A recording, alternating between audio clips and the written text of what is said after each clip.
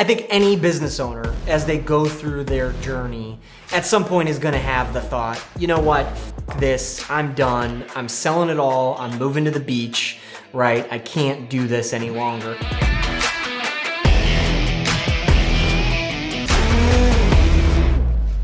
I'm Stephen Taylor, this is WeeklyST. Am I gonna sell it all? Maybe, maybe not.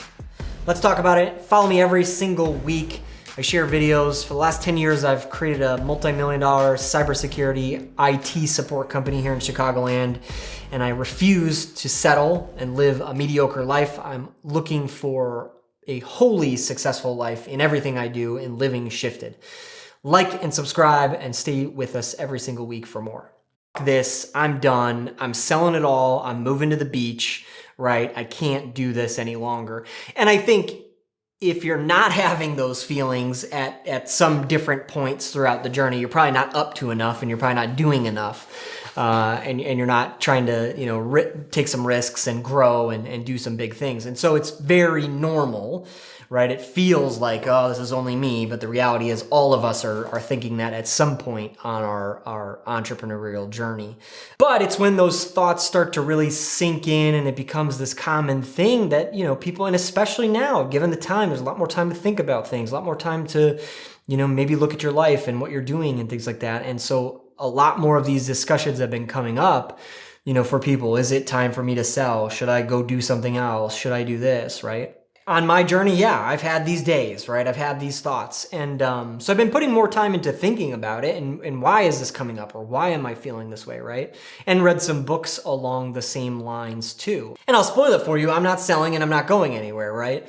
But it's an interesting thought process, right? I think very much so, especially in an IT business at this point, right? We always navigate new challenges and new changes, right? Our industry is not static. It is not the same as it was a year ago, and even more so in this situation. And so it is always a challenge, right? Just doing what it is that we do. And business is always hard, right? It's not going to be easy. That's why, there's only a few of us doing it. But it's an interesting exercise in looking at, what are the things I love to do? What are the things I'm passionate about? What are the things that I lose track of time and I get into flow, right? And when we all went into business, we thought, I'm going to do what I love. I'm going to design a life that I'm happy with, right? I'm going to get financial independence, and I'm going to be in control of my own destiny. And I bet for most of us at some point, we lose our way. We lose sight of that, or business gets in the way and life gets in the way, right? And if we don't rechart our course, right, and you start grinding that out and dragging it on for 5 or 10 years, of course people are like, it's time for me to sell. I need to get out of this. I need to retire. I need to sell, whatever it might be. But all you have to do probably is recourse, get back on track, get back to the things that you love, that you're passionate about, right? And, I think there's another part of this where some of us get bored. Some of us get complacent, right? We have a fear of ruining it or messing it up for the rest of our team, right? We have 18 mouths to feed here, right? And so fear might set in, but we call it bored or complacent or, I don't know, Maybe that's because we're not taking enough risk. Maybe that's because we're fearful of what it's going to take to get to that next level, whatever that might be, and being able to, navigate and learn and adjust and become a different person, right? Because there's oftentimes these different levels that we go through in business that force us to level up, right? When most of us in this industry started, we were the engineer, we were the computer guy, behind the keyboard and getting things done. And then at a certain level, you grow enough to hire your first employee, and then you're becoming a manager and a leader, and you've got to worry about HR and payroll and all this stuff. And you had to grow, you had to learn. And then I think you get to that point where you've really got to get yourself out of the technical role And I had to fire myself, right? Because at that point I had to become a salesperson and a leader of, a team of 8 or 10, right? And really grow us through that $1 million mark so that we could, get to a different place in the business and be able to do some real cool things, not just revenue for the vanity's sake. That was a very key point for me. A very interesting time. I was all about it. I was full throttle for it. I wanted it, right? But I think a lot of guys shy away because it's what they know. I'm a really good technician. I know how to do this stuff the best, whereas I don't really like sales. I don't want to talk to people. But it's a huge stepping stone for the next level of your business, and we've all got to do it. And so then I think, now is the next level again. What are the risks I'm going to take? How am I going to double down? How am I going to keep doing these things? And amidst, what's going on in our world right now, our industry is, the second most important thing that's going on right now.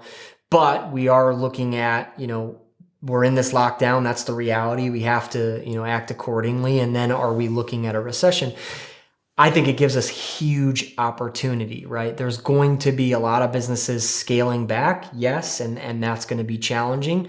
But that also means that our competitors might be scaling back too and retreating a little bit. And that gives us more room. We now have the attention of the market versus there's 15 of us getting that attention. And so for us, we're doubling down. We're going harder, faster, stronger. We're making more investments. We're doing more sales and marketing, looking at potential acquisitions, whatever we can do to keep on keeping on.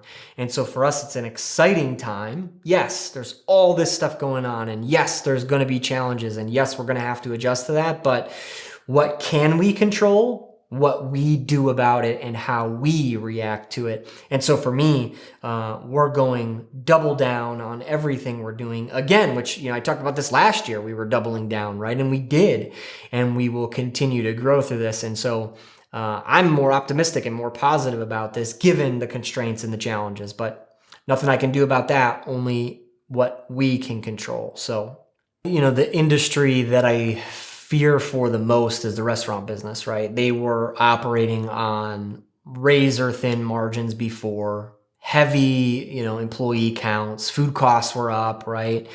And so for a single location restaurateur, that has got to be one of the hardest businesses. And now, first they were closed, right? Then some of them adapted. Some of them figured out carry out. Others have adapted in crazy ways, right? Now they're becoming a little bit of a, corner market, right? So like delivery of, simple groceries and simple supplies. And they took one step back. What's our finished product? Normally it's serving our patrons at the dinner table with the meal that we've cooked for them. But they took one step back and they went, well, let's just deliver meals. Let's get those to the users at their homes. And then they took another step back and they said, well, what if we just sold them the food products, right? Or kits, right? Meal kits and things like that. And so some have adapted wonderfully, right? And that's cool. Maybe it's an ongoing, second and third revenue source even after all of this.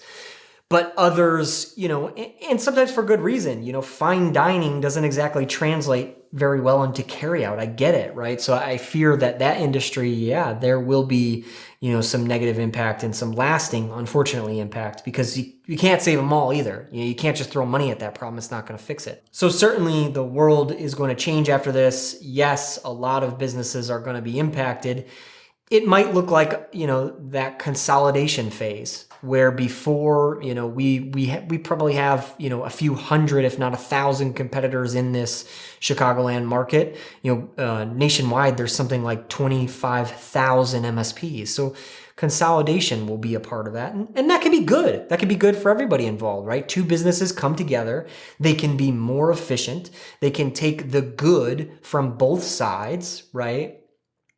Now you don't have the issue of unemployment. We can't find talent because you were able to come together with another organization and reorganize that talent, not to get rid of headcount, but to readjust the workloads and the workflows and be more efficient with it. Now we can have a project team. Now we can have a security team. Now we can have the level 1s and the level 2s, whereas before it might have been one person wearing a few different hats. Right. And so as two businesses come together, they can be more efficient and lean on the best talents within that pool, and so maybe one organization was really good at marketing, but the other organization is better at sales. bring those two things together, wham, it's good for everybody. It's good for the clients. It's good for the teams. So, maybe what comes out of this is more consolidation, especially in our industry, but I think in others. And so there's a lot of good that can come out of things. We just have to go and find it. When things first came down, I was like, well, there's going to be 2 to 3 weeks of this lockdown, right? It was crazy to me that so many businesses didn't have enough cash to be able to weather that, right? They weren't better prepared for a challenging situation. We were on this roller coaster of just up, right? Business and economy and consumer and everything was happening, right? And everything was on the up and up. And unfortunately, a lot of businesses maybe weren't in the best, most stable position, right? They were relying on constant business, walking in the door, spending money, making money, and moving forward, right? But you've got to be prepared, right? You've got to have enough cash reserves. You've got to make sure that you're profitable enough, right? To be able to weather some adjustments, right? There's a lot of businesses that rely on a single client to really bring in a lot of revenue. And then what happens if? Unfortunately, I think a lot of businesses were not in a good place to begin with. And then this just kind of shined the light on that. And then unfortunately, I think we all can imagine what's going to happen with those. So it's always important to be watching your cash reserves, your profitability, and being, good stewards with the money and making sure that should the environment change, right? Should things slow down a little bit? Should some clients' industry, get hit for whatever reason and change? Yeah, we've got to be adaptable. We've got to be able to change. Thankfully, our industry is still business as usual, so to speak, right? Technology is very much what's enabling all businesses to be able to continue to operate, to continue to do business. But should that not be the case, we've got to be on our toes to be able to adjust and adapt our business model and keep going. And that's what entrepreneurs and business owners do. So that's, it's always going to be a thing, but being prepared from it from a cash and profitability standpoint. So one of the books I read for this, I'm going to sell it all type of thing is called Before the Exit. And it's one guy's, hindsight is 2020, right? And they did sell their business. And it's kind of all the lessons learned or maybe the things to look for and think through. And it was a really eye-opening, fascinating book. I think a lot of people will look at, well, I'm just going to sell it. I'm going to get the big check and then I'm out. And certainly for some, that is the right choice for them, right? Maybe it makes sense. Maybe there's, health issues or family or something, that warrants, right? And makes better sense than, yes, continuing the grind for another 5 to 10 years, I get it.